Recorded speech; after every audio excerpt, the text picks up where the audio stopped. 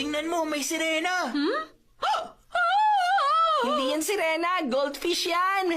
Ay, ganun ba talaga ako ka-cute? Wala palang goldfish sa dagat, galunggong yan.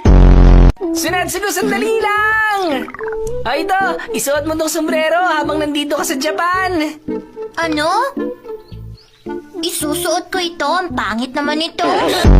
Ako sa sarili mo, ikaw may gawa nito. Bakit ako? Kasalanan mo to kasi walang kwenta yung mga gadget mo. Ala, bakit naman? Ang bilog nga ng mga mata mo. Sobrang ganda pa ng ilong mo. Tapos ang cute din ng bibig mo. Kahit saang anggulo ka tingnan, ang perfect. Alam mo, ikaw lang ang una nagsabi sa akin yan. Sige pa, ano pa? Ah, Mukha kang hipo ah.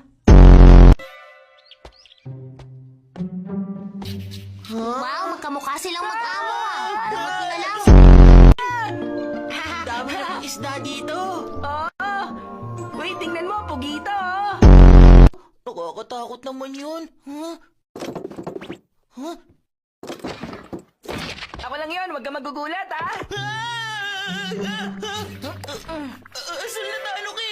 Nagkakamali ka. Isa kaya ako robot na pusa. Nagsasalita yung Tanuki. Ayoko. Si Jayan, magiging kapatid ko.